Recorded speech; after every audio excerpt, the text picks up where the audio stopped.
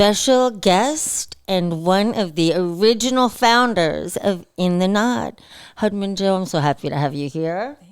Thanks, Taylor. I'm so happy to be here. Oh, it's so good to be sitting across from you. It feels like being home. In the Naad. In the Naad. We are in the Naad. I'm going to keep the camera on you for a while because I know everyone's happy to see you. Okay.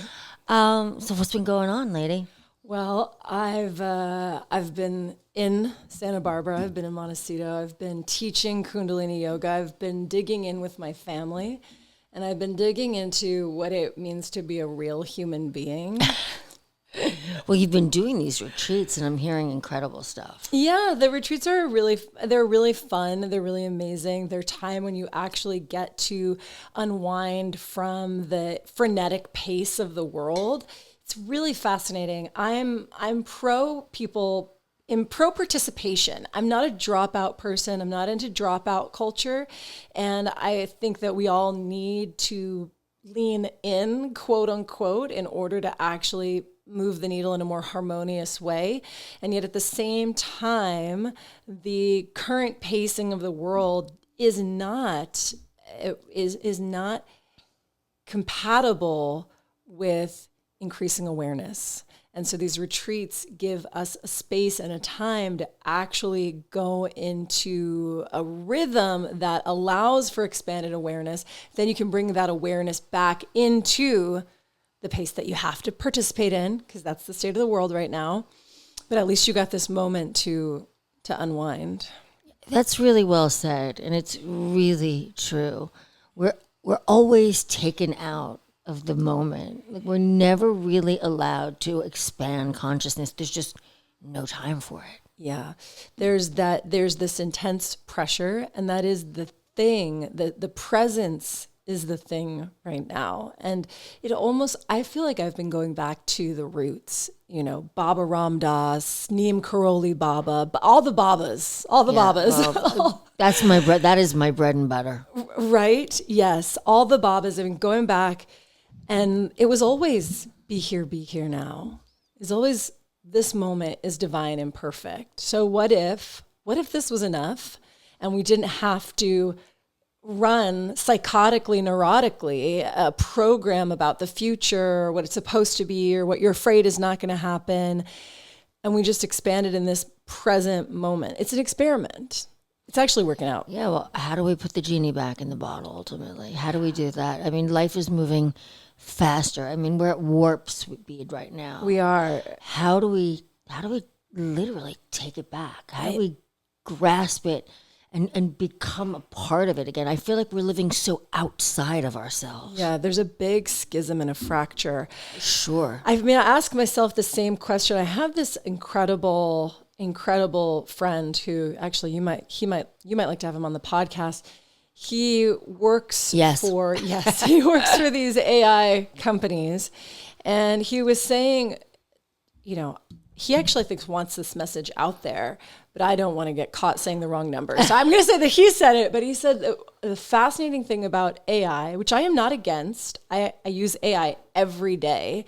He's saying the fascinating thing about AI is that there's this huge PR campaign, like everybody's on it. You're going to get left behind. You need it. They're pouring trillions and trillions of dollars, $600 billion, trillions of dollars. I think it's even, I just don't want to misquote myself, but I thought I saw $600 trillion. So enormous amounts of money into this. Maybe 20% of the population is using AI. Only 3% are actually subscribed. So only 3% of these users actually pay. So the differential between how much investment capital there is and how many users there actually are, they likened it to this broadband push where I can't tell. Enron just put so much money into creating broadband and then it's gone. Don't you think corporate use will... Corporations are using it. Medical centers are using it. Potentially, but is that enough? Don't know. I don't know either. Don't know. I don't know. I also used to look at this at the beginning of the metaverse. There was like a launch. There's a thunderclap campaign around the metaverse. Snoop Dogg just bought real estate in the metaverse. Right. Snoop Dogg's playing a concert in the metaverse. Buy in. You never hear about it anymore. Or what were they? The What were NFTs? NFTs. The NFTs too, NFTs. Right? Yes. No one's on it anymore. Well, I think it's going to have a different trajectory. The question is, how much is it going to take over our lives? Yeah. I mean, certainly. People are talking about the fact that, we're going to find our lovers are going to be AI because they're going to be more accommodating, nicer, potentially prettier than or more attractive than someone we get in the average person that we would draw in. And, go down on you whenever you want. Yeah. I don't know. I mean, it seems like that's happening, but do I think it's going to become an overwhelming majority of people? Who knows? I have no idea. People seem to have gone mad. I do feel AI has so quickly intertwined into the daily working life. The amount of time I spend using AI in a day is enormous. And this is all new. This is all brand new. And it's certainly optimized, quote unquote, my capacity to get things done. And it's but now you have to do more things. Exactly. Now I have to do more things. It's expected of you to do more things. Yes, and it's up the bar. And you think it knows more because it has this massive ability to crowdsource information and then, synthesize it back to you in a more way that you can easily digest. But what I find is actually it wastes a lot of my time. The question that I needed answered would have gotten answered faster with a human who has a ready archive of working knowledge. They've actually done things in the world. They know it works. They can intuit faster the answer I need as opposed to me having to prompt the AI to give me the answer. Course. Then I already gave myself the answer. It's got a subtext. Yes. Right. It's working with more. Yes. And just filtering information. Yes. So there are spaces where I'm now seeing how a human so AI can replace a lot of jobs. Can it replace every job? I really don't think so. I also don't think, we'll see. I had this conversation with someone recently and we were talking about AI and advertising. The economy runs on sales. People have to buy laundry detergent. They have to buy toothpaste. They buy gasoline. And all of these, ad men, these madmen, they're masters of storytelling and craft to pull at you emotionally. Tide, you have so many memories of I have so many memories of my family using Tide for laundry detergent. Can an AI really replicate that? So far, I have not experienced, yes, but... Well, there's a whole belief system now that advertising is also shift, and it's even in politics. Like instead of having ads, what they're doing is they're paying influencers. Yes. And you're not aware of it. Right. They're supposed to advertise, but there's some sort of a loophole. Yeah. Where if it's a concept or a person, you actually don't have to say it. Fascinating. So we're getting caught up in a whole different advertising system. Absolutely. Which is a lot trickier. Although there's always been sort of subconscious stuff being filtered in. Don't you think? Yeah. Well, this is the whole PSYOP game, which is the CIA has been using. You love your PSYOP. I do love PSYOPs. I do. I'm a PSYOP girl. You absolutely are. And I love it. I'm a PSYOP girl. I was wondering how long it was going to take for that to go. To get to the PSYOPs. Of course. You know what, I'm coming out with it, Taylor, because it's like I used to want to keep that really close to the chest because my mission is to actually really help the person in front of me, and you never want to frighten them with your weird opinions. But no, I don't care. And they're not that weird. Your opinions are not weird. Well, they're not. They're actually no, they're evolved. They're evolved and well researched by you. Yes. So it's all on paper. Everyone knows at this point the CIA was using actors to spread their messages and still does. It's amazing how easily actors are to fall prey. Isn't it? It's just incredible. What is it with them? Seriously, what is it with them that they Is it the need to be loved? It must be the need to be loved, to be worshipped and glorified. I have no idea, but so not who I am. Yeah. Yeah. I know. It is amazing how easily they fall prey to just kind of. Man, they are the biggest group of lemmings. It is insane. I know. No critical thinking in that field. Yeah. It is. It's not a very... But they think they are. Yeah, I know. They really do. They're very convinced. They're very convinced. So talk to me. There's this whole shift now in sort of, and I think in our community particularly, but people moving away from corporate wellness. Yeah. I know you're a part on that bandwagon, if not leading it. I am. So it's been such a fascinating time in the economy, and I think everybody's actually not feeling so fascinated by it. They're feeling a little more like, but yeah, I'm curious. Crushed by it. They're feeling crushed, and it's tough. And $8 a gallon on gas. It's weird. It gets weird. It's just like. Why? Have you heard about this new assessment to the tax, where they're going to assess the value of what you have, and of course they're going to start with billionaires, like they did with income tax, right? And then once they're in your pocket, they never get out. So it starts with 5% one time, then it comes with 5% annually, and they're in your mess, and they're just seeing what you own and what jewelry you have and what art you have. It's scary. It is scary. And this whole new wave of political socialism, and California and New York are always the first to fall. What stuns me about all of this is we should really, at some point, either in this episode or later, just personally talk about LA politics, because we've got this guy, Spencer Pratt, running, who is an actor and a reality TV star. And, it's this thing that sometimes it's like, can anybody just do the job? And at the same time, he is truly the only one saying, this guy, he's been paying taxes, insane amount of taxes. And the thing that you paid into not only failed so miserably, was actually potentially created the problem. I don't mind. And when you hear his opponents speak, you wouldn't even know there is a problem. Exactly. What is there? I mean, and people who are listening to this, Karen Bass with this everything's okay mentality. Like, wake up, folks. It was so...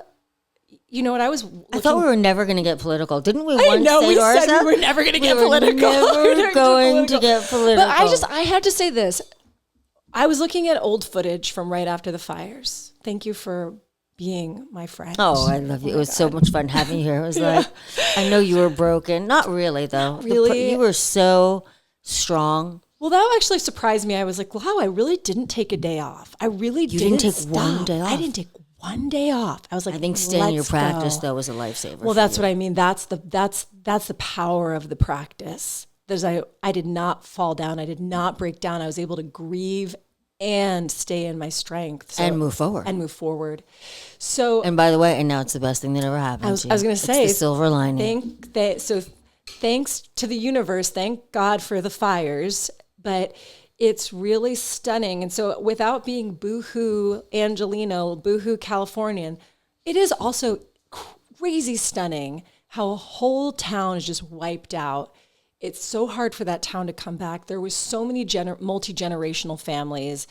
And then Los Angeles in general is just having an intense moment. And I know that people listening, maybe you don't live in Los Angeles, they're like, who cares? But I'm talking about government and governance and leadership as a whole, where I'm driving on the 405, leaving your house one day, and there's these enormous potholes.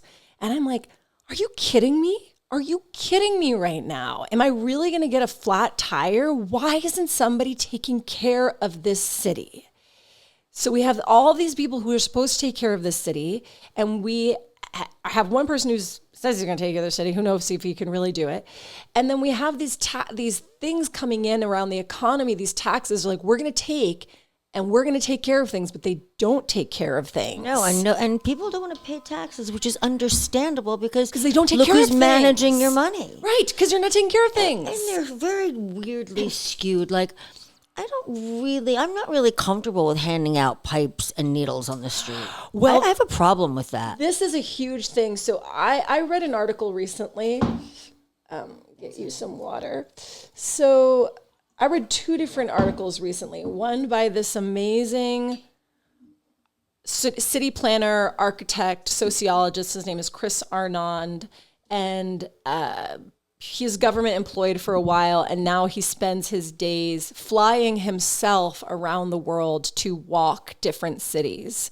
And so he'll walk Dublin or he'll walk Seoul, South Korea. And he'll just walk and he'll meet people and he'll find out what makes a city function. And he wrote this article recently talking about how our negligence with public drug addiction is hurting everybody, the addicts and the residents, because we're not supposed to live in this kind of degeneration. And then separately from that, I guess it wasn't an article, I was watching a man in his 40s give public testimony about how being 40 days in jail was the first time he realized that he needed to stop his addiction, and that being handed out pipes and being handed out needles, clean needles that are supposed to keep him from disease, never helped him actually make a change. It gave me the chills because to me, it makes sense. It resonates with me. Like, why would you do that? Right. We're just enabling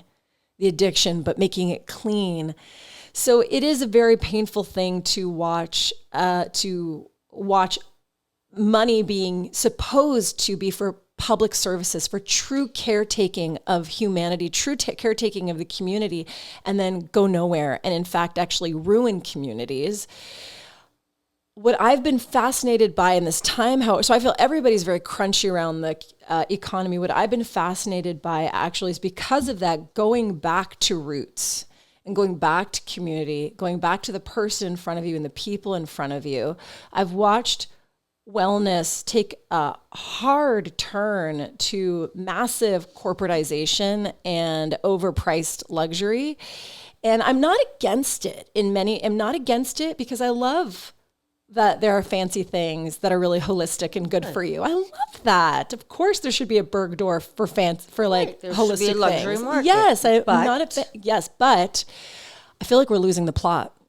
And I feel like we're losing the plot of the person in front of us. So I say that the caveat that, of course, my classes still have a price on them. I still do retreats. I like to do them in a certain way. So they have a price that they're priced as well.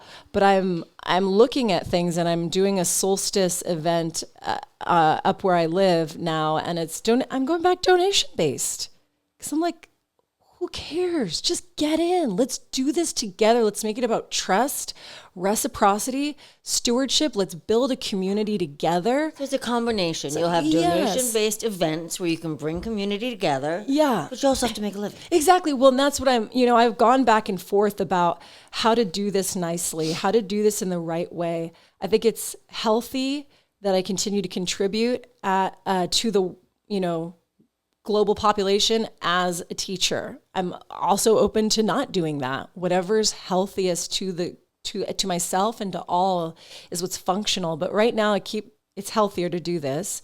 And so I'm looking at how do we do this in a way that opens things up. That opens up the energy in the correct way. That isn't about just this weird corporatocracy in wellness that actually it kills it. It kills the universality of it. For sure it does. Yeah. I mean, I can't think of any events other than solstice and that bring us together as in our community, let alone any community. Yeah. There was a time that families would go to church and big dinners. It's a bygone era. It's a bygone era. I of course, being in the spiritual field, I think I'm not really a religious person, which I think most people don't agree with that if they were categorizing me because I'm spiritual, but I'm not really religious. Right. They don't understand. They don't understand the the nuance, right? I obviously was raised with a little bit of religion, but I wasn't like, oh, I love church. I didn't even love God. I didn't love praying. I didn't love God. I was looking for reality and authenticity. I think that's what we both found in our teacher, Guru Jagat. Correct. Who held reality. And that's what to me was more interesting about yoga and yoga spirituality, is it was a technique to actually unlock your consciousness. And as you unlock your consciousness, to get the root of self. Yeah, exactly. Yes. Find the root of self. Find the root of self. And then you get into something that's really interesting, which is something we talked about once before, which was love. Right. Right. How's that going for you? I'm falling in love. Isn't that amazing? Wonderful. It is. It's amazing. Right. That means your creativity is open, your Shakti is flowing, your juices are going. Yeah. Yeah, you look very juicy. Thank you. Yeah. Of all the times I've been with my husband for 15 years. All the times I fought with him and hated him and wanted to leave. And it was just I am actually in love, and it is awesome. Yeah, it's trippy. It's transcendental. So talk to me about that process. What do you think? How does the magic come back? That's beautiful. Yeah. Trying sincerely looking for the way through without self-abandonment, because I had all these reasons lined up about why I was angry. And if you talk to any millennial, you'd be like, you should be angry. Yeah, you should be angry. So it's totally justified in my anger. And every other lady on the street would totally back me up in my anger. But when I looked at it, I thought, no, this is all baloney. This is you being scared to merge with the other person. Wow. This is fear of merger. Wow. So I'm still terrified. It's not like I'm not scared of that, but he makes it easy. He does. He makes it easy. He does make it easy. He's open. He's forgiving. He's non-judgmental. He's a nice person. He really is. He's our friend. Yeah. Yeah. But it's really beautiful because, people rarely push through these days. Yeah. We are the dropout nation, but not in the way you were talking about. We are. It's the give up, drop out. Yeah, we give up and we drop out. Yeah. Yeah. But I just thought, that's not going to work. That's not going to work. It's not going to get you what you think you're going to get. You're not going to get what you think you're going to get with your tantrum. You're going to throw a big tantrum. You're going to destroy everything. And you think you're going to get what? Freedom, liberation, other guys. What do you think you're going to get from this? And then you're not really going to get that. You're going to be upset. You're going to be scared. You're going to be terrified. And you're going to have lost somebody who actually has your back. And then you'd know real fear. Yeah. And real loneliness. Yeah.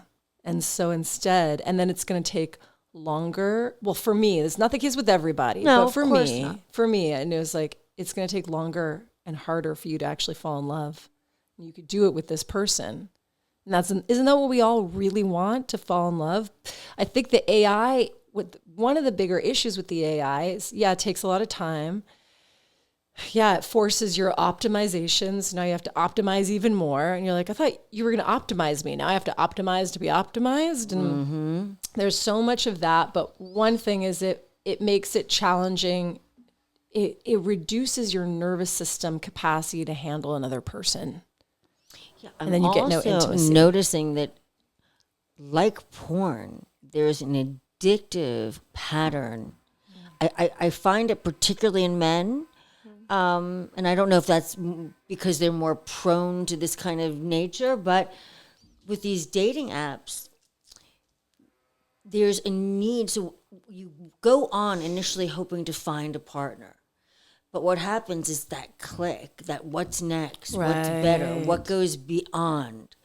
And so I'm finding that in my age group, a lot of us are dating the same men off of these apps, and it's like one's on a Monday night and she thinks they've made a connection. The next is on a Tuesday night with the same guy.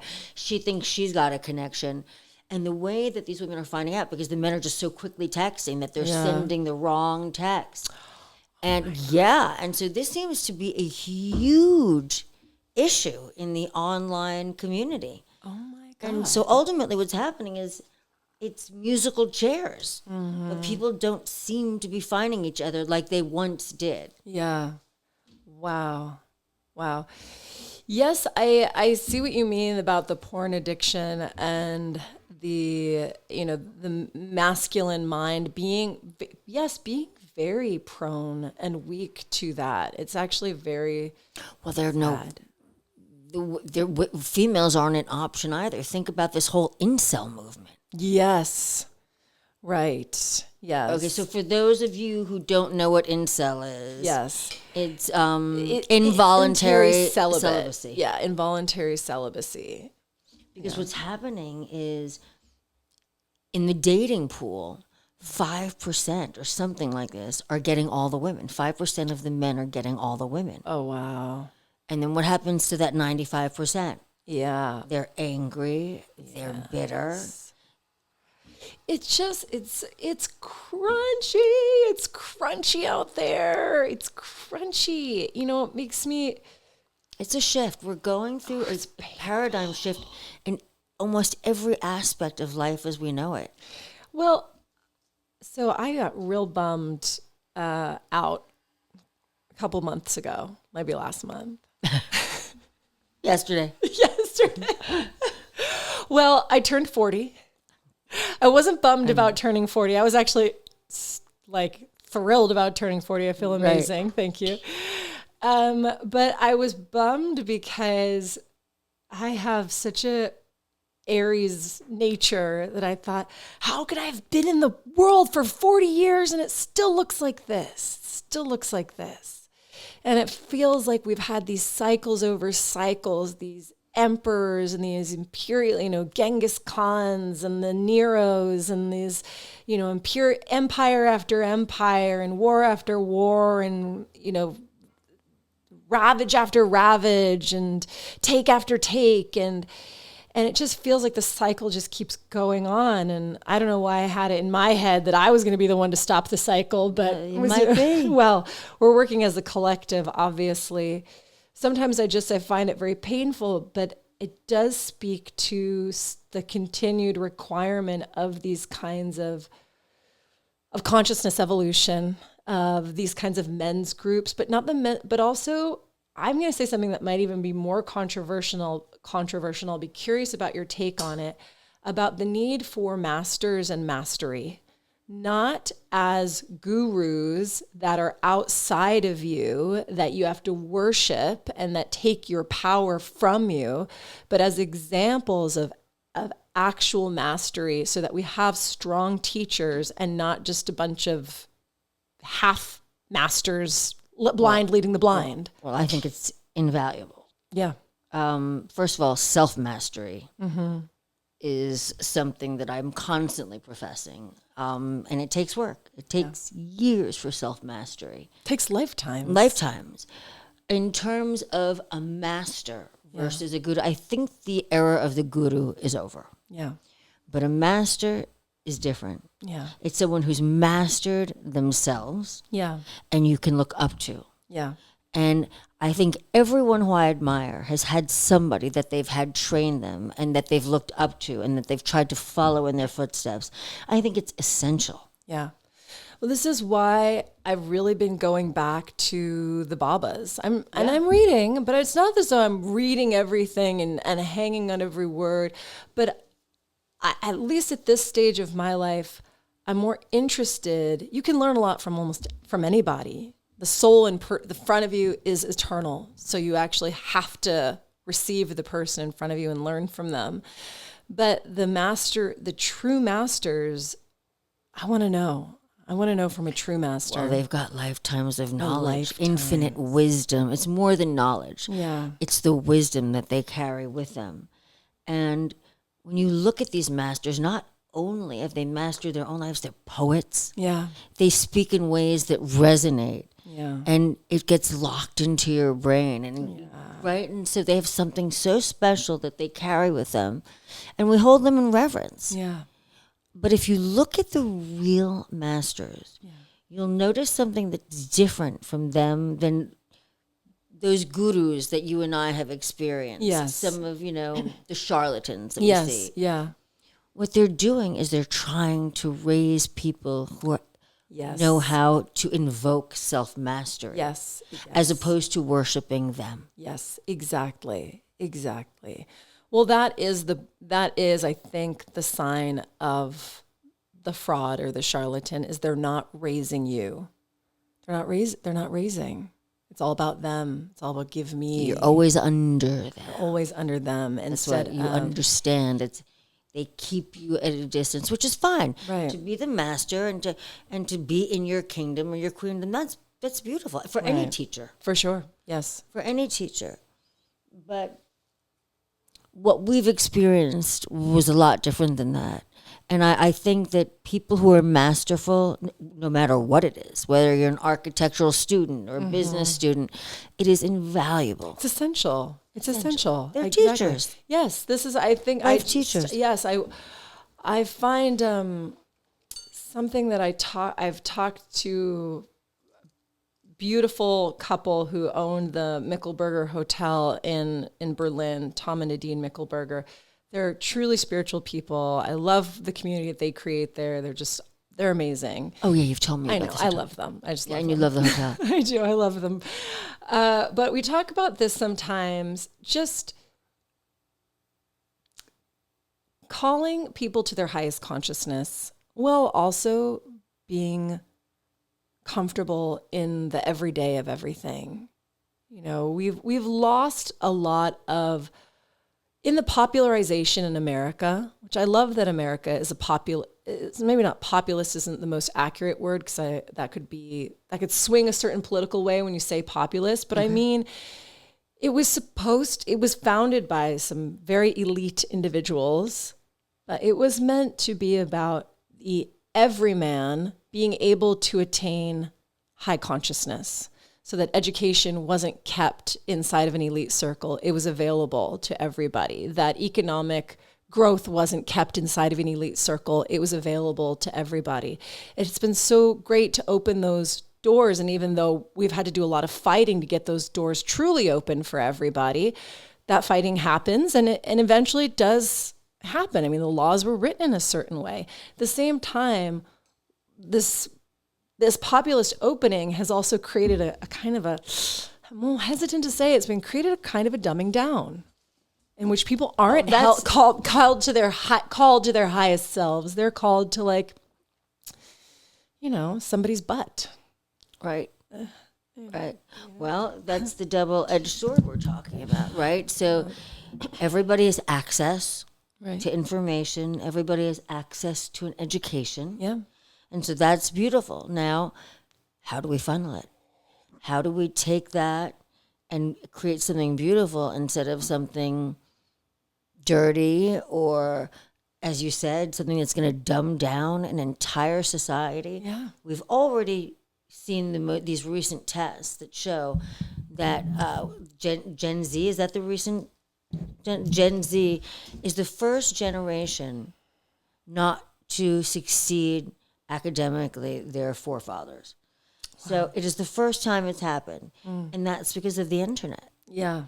So using it properly is where we're going to find ourselves. Look, there are so many challenges ahead of us. And that's what man does. We come up with solutions. Yeah. Right? We figure it out. Like I said, I think we are on the precipice of so many shifts at one time. Yeah. And this is just the beginning. Yeah. Because in 3 years, if you and I are sitting at this table again, it's going to be a very different world. Oh my gosh, is it going to be different? And so agency, mastery, critical thinking. These are things that you and I have talked about in our community for years. Yes. Now it's time to put it in play. Yeah. This is what we've been preparing for. Yeah.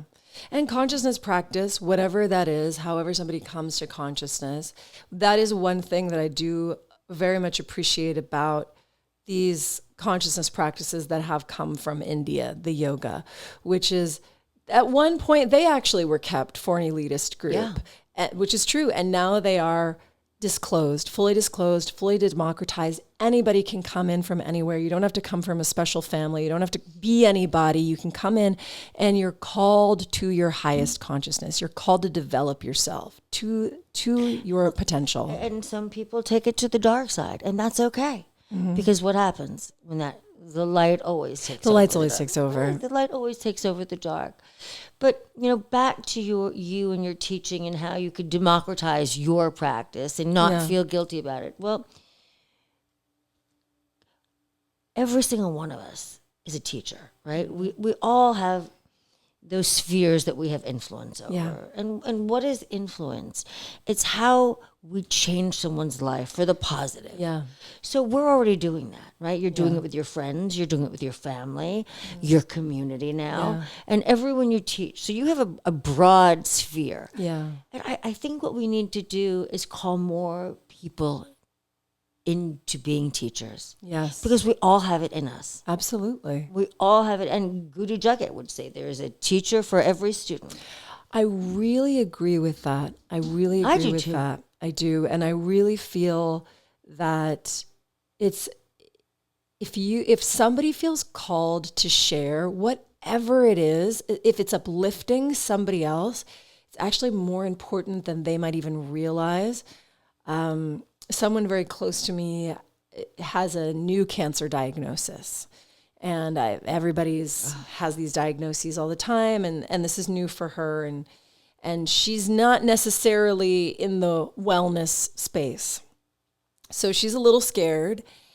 She's very scared, and I've been trying to send her the resources that I have and what I know, and she sent this person back to me that's been sort of an inspiration to her, and I was really, really surprised, and also surprised at how affirmed I felt. This woman is not somebody that I would have gone to or I would have necessarily recommended, but this person spoke to the woman with the cancer diagnosis. And I thought, how amazing is this? That's who she needs to hear from. That woman, if that woman didn't put her stuff on the internet, this woman with the cancer diagnosis would have never found the person she needs for inspiration to take this journey. It's huge. It's huge. It's huge. And so I really do agree that whether it's teaching, like we do, or teaching, yoga or whatever it is to uplift somebody else, it's actually way more important than we realize. And one should never minimize their gifts or say, well, I'm not so-and-so, or I'm not good enough, or I'm not big enough, or I'm, you should put it out there and you should trust yourself and you should believe that what you have to give is important. Hence another positive aspect of the internet. Yes. Interesting. I want to talk to you and hear your thoughts on classroom environment. Okay. For practicing. For me, and my take on this because I'm a class person. I love the energy. I love the expanded auras. I love taking what somebody next to me has and using it.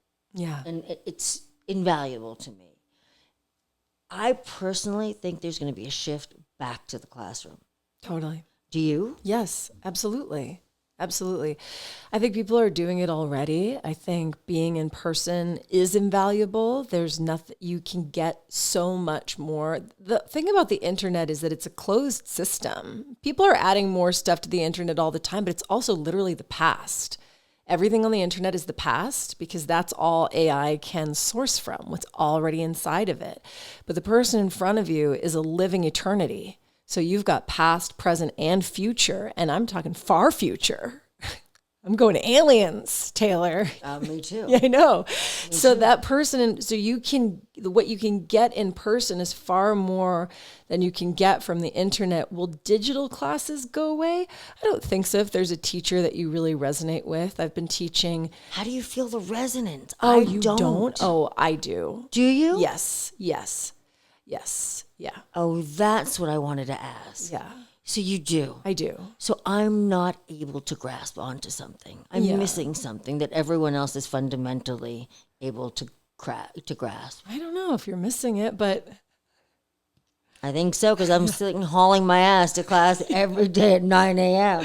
well, it's definitely, I think it's better that we do that. I think we need to re-engage with in-person community, but I certainly feel the resonance virtually as well. That's great. Yeah. Yeah. Well, I'm glad to know that it works. Yeah. And I've been teaching daily every day at 6 a.m. Pacific, 9 a.m. Eastern. Oh, yeah. I changed the time of my class. It used to be it used to be 9 a.m. Pacific, 12 p.m. I bumped it up. So it's much easier for East Coasters to get on. Yes. So what time are you in California now? 6 a.m. I see. Oh, wow. Feels great. Never better. It's amazing. Oh, wow. Yeah. It's changed my world. Has it? It really has. That's great. That's my time anyway. So yeah, it really has. Yeah. Because, yeah. And how are classes going? Fantastic. That's great. Yeah. Yeah. You really I know your community is growing because people come and ask me about you all the time. That's so sweet. I hear that they've gone to your retreats or whatnot. So sweet. Yeah. I've got my finger on the pulse. Yeah. It's genuine. You know, I really am appreciative about that in my community is that they're real people. It's not, that's the thing you can't fake. You can kind of fake a lot on the internet, sort of. I think we're all getting smarter at reading through it. But you can fake a lot. You can fake what you look like. You can fake how many number of followers you have or whatever. But the people that are in my community really exist. They're not bots. Oh, no, of course not. And that feels really good because that means there's you can actually meet somebody. It's organic. It's organic. It's really organic. You could meet a friend, a real friend. Do you guys communicate with each other? We do. It's really amazing. Yeah. So it really does. It is a community. It really is. That's beautiful. Yeah. It's really, it's surprising. It's incredible. I actually can't believe it myself sometimes, but yeah, we're in communication. You can believe it. You knew it was going to happen. You never gave But up. when it's there, it surprises you. You're like, this is what it feels like when it's real. Because I think also we could talk about manifestation or not, but I think sometimes in manifestation, it's like visualize. Ugh. I know, eye roll. And then, but when it's real, it's very different. Yeah, I know. People do think. People are addicted to the fake, I think, sometimes. Well, they just don't know the real because it's not really taught. Yeah, it's not. It's not really taught. It's not really taught. It's funny we were talking about manifestation because I talked a lot about that in class today. Oh, yeah. Yeah. Yeah. And how it's just not closing your eyes and visualizing a fabulous outcome. It's so much more than that. It's feeling, being in that moment, and make sure that you have enough energy and prana in you to create that vision that you have. I mean, it's a whole cohesive process between mind and heart. Yeah. It is that is so smart, Taylor. It is. It's a whole cohesive process between mind and heart. And truly I think one place where people fail in manifestation is they try to manifest something they don't really care about. Huge. Well, and then your heart's not in it. If you don't care about it, there's no cohesion. Yes. Yeah. That's exactly right. Yeah. What they think they need, what they think they want. Yeah. Something to give them the competitive edge, but not something that your heart wants. Yeah. The shame-based manifestation. Interesting. Yeah. Interesting. Yeah. I've been unlinking from I've been looking at that shame-based ambition. Ooh. Yeah. I think we all carry that. I think so. I think we all carry that. It's okay to unwind and love and it was bad pre-internet, post-internet. It's a killer, man. When you see everybody's stuff everywhere and you're like, oh! The vacations. Yeah. It's like, does anybody work anymore? Yeah, no. She just made $100,000 while her kid was just running up a park. And there are no videos of people actually working. It's just all playtime. It's like free play. Grown up. How did I miss the boat on this? I know, what a gaslight. I know. I need to AI a picture of myself on a yacht now. Yeah. I know. She made $100,000 while her kids. And I was just breastfeeding my baby. Like, wait, what? How'd you do that? You mean I need to post a single reel, except for this one. Except for you posted this one, obviously. Shouldn't learn the back end of Facebook ads. Like, oh boy, so funny. What a gaslight! Yeah, it's that's why. Wow, it's so true. That's why again, I'm just going back. I'm just with the Babas. I'm like, really? Because let me tell you about these people. Like, let's just talk Neem Karoli Baba. I think people know who he is. Yes, I think so. Yeah, our listeners do. Yeah, exactly. Our listeners do. That guy wasn't faking how much money he had or worried about any of that. And his vibration was a trip. I mean, like, people loved being around him. Oh yeah, the stories about being in his presence. Oh my God, the stories about being in his presence, the stories about him taking that handful of acid and nothing happening. Oh right. Because he was already on a trip. He's right. He could. It was Ram Dass gave him all the acid and he took it and didn't respond. Yes. He took like 3 or 4 like heavy hits. And had no reaction. Exactly. Because he was already tripping. He was already high. Already high. Imagine that. So high. So, this whole thing, even I have many manifestation friends who I really appreciate and I enjoy them very much. But this whole thing about manifestation, I mean, what about developing your character? What about developing your personality and your identity? What about being a good friend? What about helping out your neighbor? What about taking out the trash? Yeah, we're getting real basic. It's that. What about it's like being a human? It's like cleaning the floor. Yeah. Right? Yeah. Honor every moment of it. Yeah. Be a good friend. Be a decent person. Be available to people. Be available. Be in love. Watch your vibration change. And as your vibration changes, watch how good you feel. And as you feel really good, watch how everything changes around you. And you didn't even have to think about your manifestation. Actually, you landed in the butter. Hard to get out of your head when you're stressing about paying the rent or getting the kids. It's hard. Oh, I know. I live a householder life. Oh, you sure do. We both do. We both do. It is hard to get out of your head. It is, but that's also part of the practice. It's just because it's hard. Yeah. I mean, that's also this kind of funky little time we found ourselves in. There was a time past where people were trained to understand hard work, even if that hard work was you studied hard or you didn't complain about your homework and you didn't complain about having to train for the football game. You didn't complain about your training because that's what it takes to get calibrated. People want to be uncalibrated and then want the thing. Right. They want the results without the work. And there is quantum manifestation. I do believe that, but you have to calibrate that. I mean, look, it's not even believing. I think that's scientific. It's true. You're right. It is true. I think they've proven that that's a reality now. See, I'm back to the roots. I'm back to earth right now. I think it's a really good place to be. I have to tell you the truth. I am too. Yeah. I'm feeling really earthbound. Awesome. And it feels really good. Yeah. And then I think about the name Sansari, and it means of this earth, of this world. Yeah. And I feel like I've had lots of lifetimes on this planet. Mm-hmm. Kind of feeling Earth Mama. Nice. Cool. And it feels really good. And I mean, I have to be honest, like I came out of a really bad time, which and it's important to share this because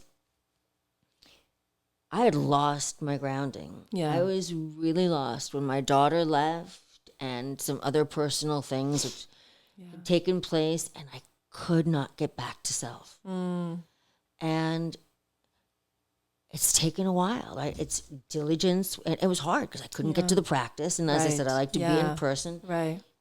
Wherever I'd study, it would get blown up, or, I was working and it was really helped me. Teaching really helps me. I knew it would. Yeah, you did. You've always put. I was like, you should teach. Teaching's been really helpful.